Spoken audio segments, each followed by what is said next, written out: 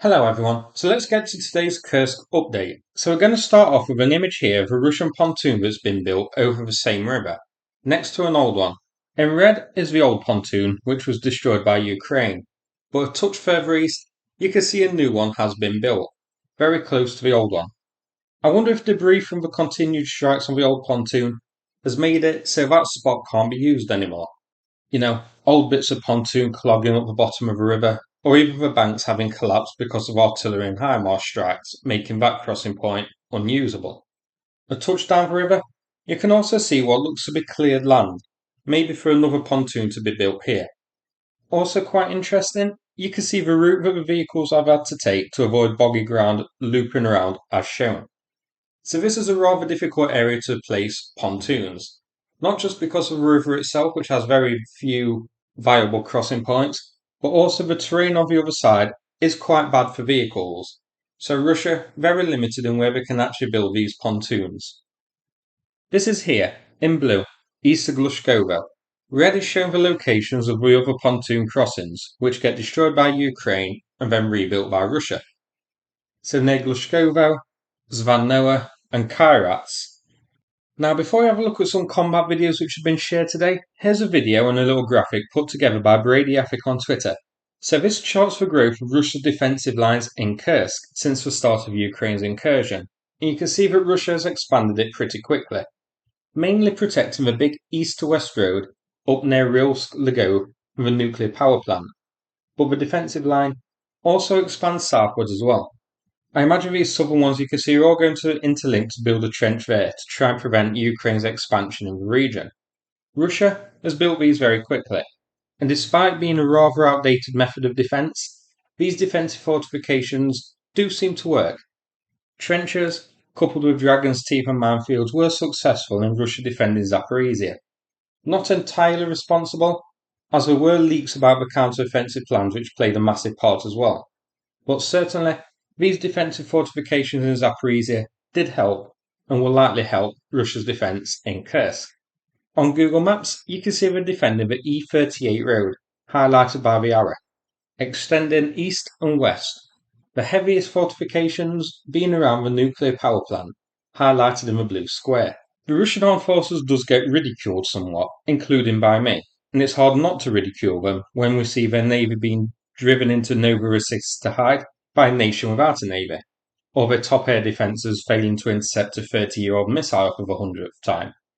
But big engineering projects like this is something that Russia does do very well. Trench digging, repairing railroads, that sort of thing. They even got the Kerch Bridge up and running quicker than expected the times that Ukraine destroyed a chunk of it.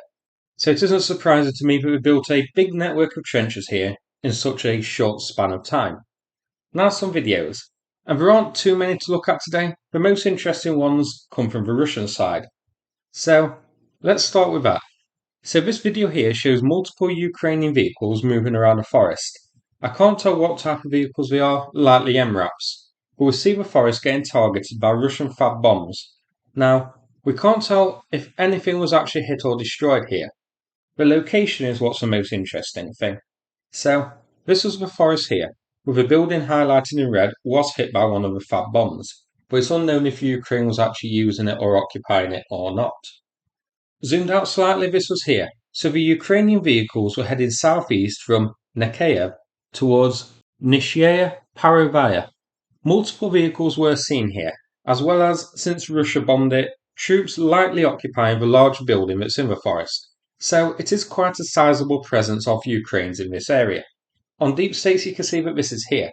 So this is actually beyond the known contested territory and beyond the known Ukrainian territorial control. So the Ukrainian forces here travelled through Nechayev, so there doesn't appear to be a Russian presence in that settlement now. This is 12 kilometres from the closest area of Ukrainian control, quite a sizable distance. Now, I don't think this was a 12-kilometre advance overnight. Ukraine doesn't really share much video footage from Kursk, so I think it very likely the deep states are just outdated. And there are Ukrainian advances and pushes which we don't know about because the photos and videos aren't being shared because Ukraine is being pretty vague and tight-lipped about it. But this one certainly does show a Ukrainian presence here. So this Ukrainian push east here likely occurred over the past few days, with Ukraine pushing through and now reaching these two settlements here. Switching maps, we only know that the Ukrainian vehicles came from the area of Nechayev, but we don't know if it came from the north down route marked 1 or from the west with a route which I've marked number 2. I think route number 2 is the most likely here.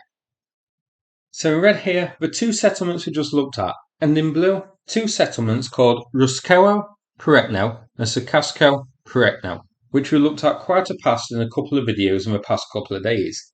Both of these settlements are confirmed as Ukrainian presence in them. We've seen multiple videos of Russia targeting Ukrainian positions inside these two villages. Now, there is a road which heads north from Rusko Perekno and then cuts east towards Nechayev and Nizhny Perova. I think this is the most likely route for this push here by Ukraine. So, Rusko Perekno and Sakasko Perekno are Ukrainian control now. I think the presence further east here, further northeast here, is enough evidence that Ukraine has pushed through these settlements this far. Our next one is also from the Russian side. I'm going to play the video with the original audio. It's a Russian soldier driving through the settlement of Ulanok. This video is subtitled by War Translated on Twitter. Now, on the soldier's way, he goes past a number of destroyed vehicles, including a destroyed combine harvester. Or, if you're Russian, that's a Leopard 2 tank. I'm going to play the video in full, and then I'll look at the geolocation. Елки, кстати, на площади все целые. Стаса.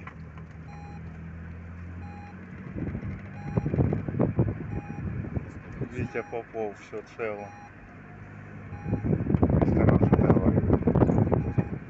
В ресторане окна повыбиты.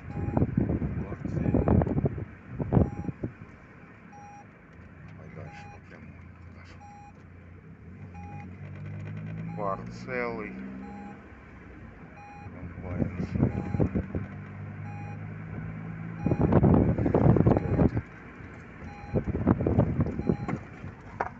Чей дом?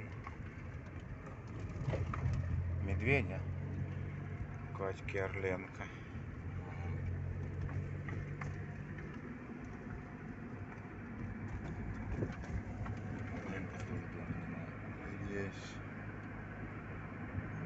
Здесь все вот так вот.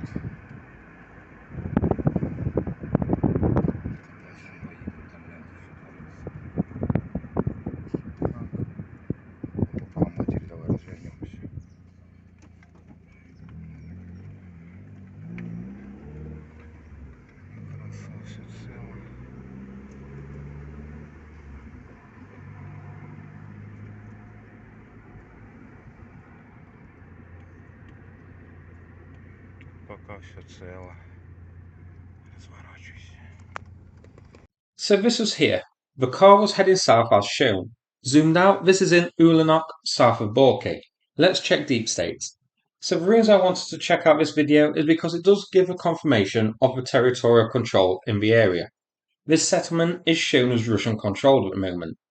But given that Ukraine is delaying its release of information, there was always a chance that this settlement was captured and we didn't know about it.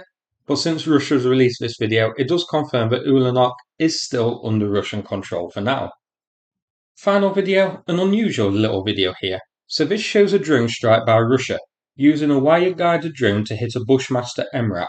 You can see the drone flies very low to the ground, which I guess limits the chance of it being spotted and avoided, and it hits the Bushmaster on the front. Using a wire makes the drone immune to jamming methods and electronic warfare, but it will limit its range, and it does have the possibility of a wire getting tangled up in trees and other obstacles on its way to a target. Here, Russia seems to have flew it directly down the road, so obstacles will be minimal.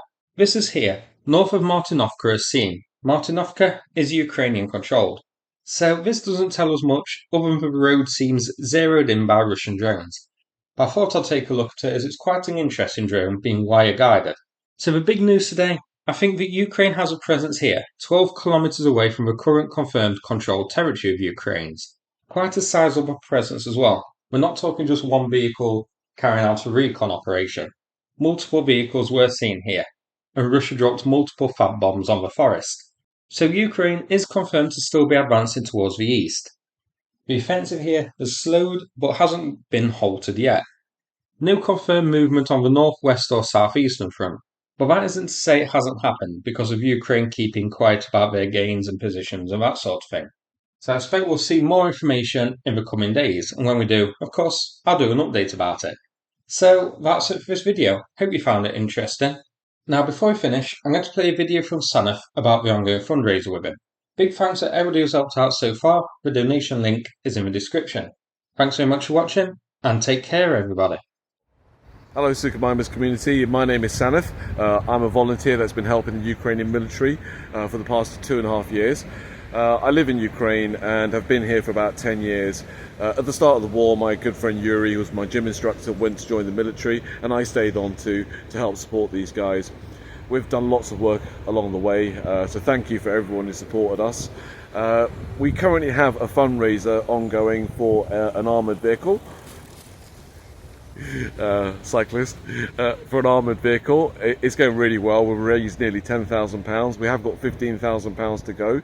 The vehicle has already been purchased and is now at the garage. It's having a BMW engine installed, and then it will be taken to Ukraine to have the ceramic and Kevlar armaments installed. So with your continued support, we'll be able to bring this project to a successful conclusion. Thank you very much.